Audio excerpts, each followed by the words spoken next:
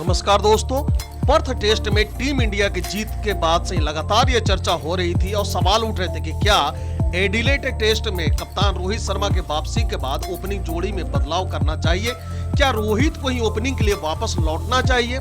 इस तरह के सवाल उठने शुरू हो गए थे जब से पर्थ टेस्ट मैच की दूसरी पारी में केएल राहुल और यशस्वी जायसवाल के बीच 200 रन की ओपनिंग साझेदारी हुई। तब से ही लगातार ये चर्चा होने लगी थी कि क्या टीम इंडिया को इसे ही पूरी सीरीज में जारी रखना चाहिए, क्या इसी को कंटिन्यू रखना चाहिए या फिर कप्तान रोहित शर्मा से फिर से ओपनिंग करवाना चाहिए। चलिए समझते हैं। कप्तान रोहित शर्मा इस 5 टेस्ट मैच सीरीज के पहले टेस्ट मैच का हिस्सा नहीं रहे थे। ऐसे में राहुल ने ओपनिंग का जिम्मा उठाया और दोनों पारियों में प्रभावित भी किया।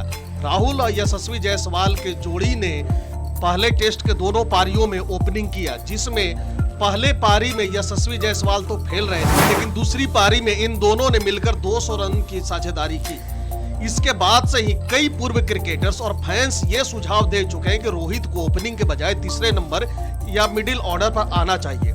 मगर क्या ऐसा होगा? देखिए, इस सीरीज में जो चुनकर आए हुए वर्तमान प्लेयर्स को देखा जाए तो उनमें रोहित शर्मा और विराट कोहली तो ऐसे खिलाड़ी हैं जिनके पास बहुत ही ज्यादा अनुभव है और रोहित शर्मा एक अच्छे कप्तान होने के साथ ही साथ एक अच्छे और विस्फोटक बल्लेबाज भी है। तो इस तरह से उनका स्थान कम से कम टॉप 2 नहीं तो टॉप 3 में तो जरूर होना ही चाहिए और टीम की जरूरत भी है। लेकिन यहाँ यानी कि एडिलेड में डे नाइट टेस्ट मैच है और भारतीय टीम उसी के अनुसार अपनी तैयारी कर रही है, जिसमें कप्तान रोहित शर्मा का बखूबी साथ दे रहे हैं कोच गौतम गंभीर, और दोनों ही मिलकर इस निष्कर्ष पर आए हैं कि आगे किस प्रकार से अपनी स्ट्रेटेजी बनाया जाए कि कंगारुओं पर और बढ़त लेना ज्यादा मुश्किल ना हो। चलिए यह देखते हैं आखिर उन्होंने अपनी तैयारी कैसी कर रखी है। ऑस्ट्रेलिया के एडिलेड में डे नाइट टेस्ट मैच की तैयारियों के लिए भारतीय टीम के पहले प्रैक्टिस सेशन से संकेत मिल गए कि रोहित इस कुर्बानी के लिए तैयार हैं, यानी कि अपनी पारी में ओपनिंग बल्लेबाज के तौर पर ना उतरना और साथ ही साथ ऐसे वक्त में भी बल्लेबाजी के लिए आना पड़ सकता है जब वहां मैदान का हालात बहुत ही कठिन हो सकता है। यह सब आपको मैं विस्तार पूर्वक समझाता हूँ। मंगलवार यानी कि 3 दिसंबर को टीम इंडिया ने एडिलेड ओवल मैदान पर अपने पहले प्रैक्टिस सेशन में हिस्सा लिया। इस दौरान सभी खिलाड़ियों ने पिंक बॉल के साथ अपनी तैयारी को धार दी और जमकर पसीना बहाया।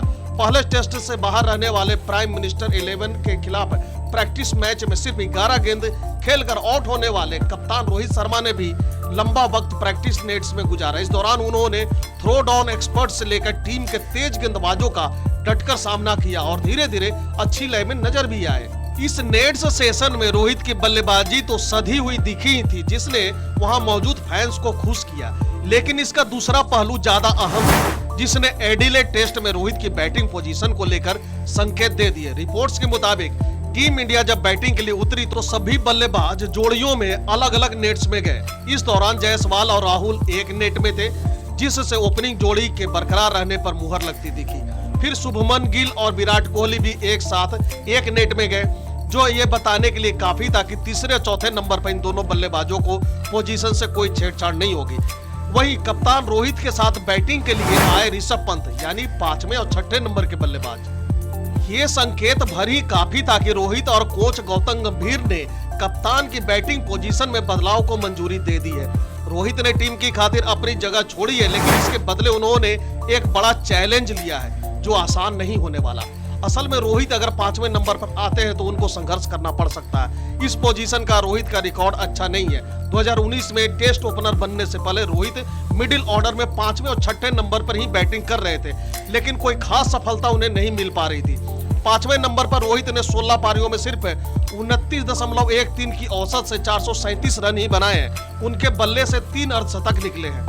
हालांकि 6ठे नंबर पर उन्होंने 25 पारियों में 54.57 की बेहतरीन औसत से 1037 रन बनाए हैं, 1037 रन, जिसमें 3 शतक भी शामिल है। यानी कि 6ठे नंबर पर रोहित ज्यादा असरदार साबित हो सकते हैं।